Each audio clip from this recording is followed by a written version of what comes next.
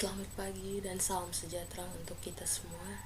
Terima kasih atas kesempatan yang diberikan kepada saya. Perkenalkan, nama saya Matilda Trianti Mensulwe. Di sini saya akan mempresentasikan tentang dampak limbah rumah tangga terhadap pencemaran lingkungan hidup. Yang pertama, latar belakang masalah. Kehadiran sampah merupakan salah satu persoalan yang dihadapi oleh masyarakat. Keberadaan sampah tidak diinginkan bila dihubungkan dengan faktor kebersihan, kesehatan, kenyamanan, dan keindahan.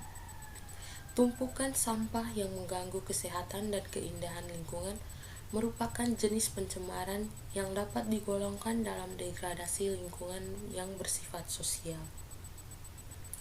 Salah satu faktor yang mempengaruhi lingkungan adalah masalah pembuangan dan pengelolaan sampah. Sampah adalah bahan buangan sebagai akibat dari aktivitas manusia yang merupakan bahan yang sudah tidak dapat dipergunakan lagi. Menurut keputusan Dirjen Cipta Karya nomor 7 tahun 1999, sampah adalah limbah yang bersifat padat, terdiri dari zat organik dan zat anorganik yang dianggap tidak berguna lagi dan harus dikelola agar tidak membahayakan lingkungan dan melindungi investasi pembangunan. Bertambahnya jumlah penduduk perkotaan yang terjadi tidak hanya tingginya kelahiran, tetapi juga adanya urbanisasi masyarakat. Dengan jumlah penduduk yang tinggi, akan mengakibatkan terhadap tingginya volume limbah yang dihasilkan dari rumah tangga. Pada saat ini, manusia kurang akan kesadaran lingkungannya sendiri. Banyak di antara mereka yang kurang mengerti akan kebersihan lingkungan, sehingga mereka dengan mudahnya membuat limbah yang sangat berbahaya bagi lingkungan. Seperti halnya aktivitas sehari-hari yang kita lakukan, seperti mandi, mencuci, dan berbagai aktivitas lain yang kita anggap sepele, namun menghasilkan sisa buangan ternyata dapat membahayakan bagi manusia dan lingkungan, khususnya lingkungan laut. Dari sekian banyak aktivitas manusia, ternyata yang paling berbahaya adalah limbah rumah tangga.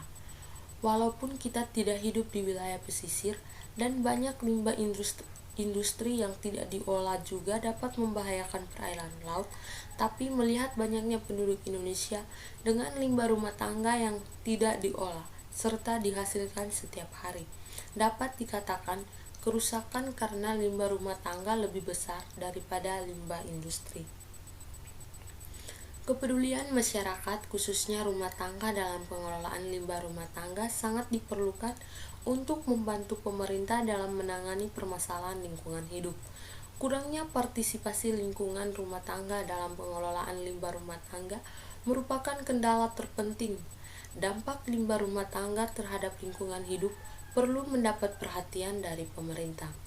Dalam menjaga lingkungan hidup, pemerintah memerlukan adanya aturan yang jelas dan tegas tentang lingkungan hidup serta mensosialisasikan kepada masyarakat. Yang berikut rumusan masalah. Rumusan masalah yang saya ambil di sini yaitu yang pertama, bagaimana dampak limbah rumah tangga terhadap lingkungan hidup. Yang kedua, hambatan apa saja yang terjadi terhadap pengelolaan limbah rumah tangga untuk mencegah pencemaran lingkungan hidup. Yang ketiga, apakah ada cara pencegahan dampak limbah rumah tangga terhadap pencemaran lingkungan hidup? Limbah rumah tangga dapat mempengaruhi terhadap kualitas air, sehingga terjadi pencemaran terhadap air, misalkan air bekas mandi dan air cucian. Air yang tercemar tidak dapat digunakan lagi untuk keperluan rumah tangga. Air yang sudah tercemar dan kemudian tidak dapat digunakan lagi sebagai penunjang kehidupan manusia akan menimbulkan dampak sosial yang sangat luas dan akan memakan waktu lama untuk memulihkannya. Padahal air yang dibutuhkan untuk keperluan rumah tangga sangat banyak. Air tidak dapat digunakan untuk keperluan industri kalau air sudah tercemari. Air tersebut tidak bisa digunakan untuk keperluan industri usaha untuk meningkatkan kehidupan manusia, tidak akan tercapai. Air tidak dapat digunakan untuk keperluan pertanian karena airnya sudah tercemar, maka tidak bisa digunakan lagi sebagai irigasi untuk pengairan di persawahan dan kolam perikanan karena adanya senyawa anorganik yang mengakibatkan perubahan drastis pada pH air. Dampak dari pembuangan limbah padat organik yang berasal dari kegiatan rumah tangga. Limbah padat organik yang didegradasi oleh mikroorganisme akan menimbulkan bau yang tidak sedap. Akibat penguraian limbah tersebut menjadi yang lebih kecil yang disertai dengan pelepasan gas yang berbau tidak sedap. Limbah organik yang mengandung protein akan menghasilkan bau yang tidak sedap lagi atau lebih busuk karena protein yang mengandung gugus amin itu akan terurai menjadi gas amonia. Dampak dalam kesehatan yaitu dapat menyebabkan dan menimbulkan penyakit. Potensi bahaya kesehatan yang dapat ditimbulkan adalah penyakit diare dan tifus. Penyakit ini terjadi karena virus yang berasal dari sampah dengan pengelolaan yang tidak tepat. Penyakit kulit seperti kudis dan kurap. Dampak negatif. Eutrofikasi, penyebab terbesar adalah sungai yang bermuara di laut. Limbah yang terbawa salah satu adalah bahan kimia yang digunakan sebagai pupuk alam pertanian maupun limbah dari peternakan dan manusia. Salah satu yang paling sering ditemukan adalah deterjen.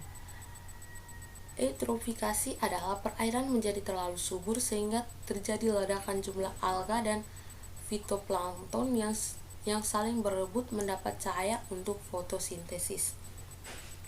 Yang kedua, peningkatan emisi CO2 akibat dari banyaknya kendaraan, penggunaan listrik berlebihan, serta buangan industri yang akan memberikan efek peningkatan kadar keasaman laut. Peningkatan CO2 tentu akan berakibat buruk bagi manusia terkait dengan kesehatan pernapasan. Salah satu fungsi laut adalah sebagai penyerap dan penetral CO2 terbesar di bumi. Cara penanganan limbah rumah tangga. Yang pertama, dengan cara didaur ulang, dijual ke pasar lokal atau tukang rongsokan yang bisa lewat di depan rumah-rumah. Cara ini bisa menjadikan limbah atau sampah yang semula bukan apa-apa sehingga bisa menjadi barang yang ekonomis dan bisa menghasilkan uang. Dapat juga dijual kepada tetangga kita yang menjadi tukang lokal atau pemulung. Barang-barang yang dapat dijual antara lain kertas-kertas bekas, koran bekas, majalah bekas, dan ban bekas, radio tua, TV tua, dan sepeda yang sudah usang. Yang kedua, dengan cara pembakaran. Cara ini adalah cara yang paling mudah untuk dilakukan karena tidak membutuhkan usaha yang keras. Cara ini bisa dilakukan dengan cara membakar limbah-limbah padat, misalnya kertas-kertas dengan menggunakan minyak tanah atau dinyalakan apinya. Kelebihan cara membakar ini adalah mudah dan tidak membutuhkan usaha keras, membutuhkan tempat atau lokasi yang cukup kecil, dapat digunakan sebagai sumber energi baik untuk pembangkit uap air panas, listrik, dan pencairan logam. Yang ketiga, dengan cara pengomposan. Cara pengomposan merupakan proses biokimia, yaitu zat organik dalam limbah dipecah menghasilkan humas yang bermanfaat untuk memperbaiki struktur tanah. Yang keempat, pemisahan, yaitu dengan cara pengambilan bahan tertentu kemudian diproses lagi sehingga mempunyai nilai ekonomis. Yang keempat, dengan cara pembusukan. Dengan cara pembusukan limbah tersebut untuk mendapatkan kompos. Pada proses ini akan ada energi organik yang terbuang dalam bentuk panas dan gas polusi yang terjadi mencakup udara, tanah, dan air yang terjadi dari proses pembusukan bahan organik karena aktivitas dari mikroorganisme patogen yang berbahaya bagi hewan dan manusia. Teori yang digunakan. Teori yang sesuai dengan permasalahan di atas adalah teori fungsionalitas, di mana teori ini menyatakan bahwa masalah di atas timbul karena masyarakat belum mampu melaksanakan fungsinya masing-masing dalam kehidupan masyarakat. Demikian presentasi materi saya. Atas perhatian saya ucapkan terima kasih. Assalamualaikum warahmatullahi wabarakatuh.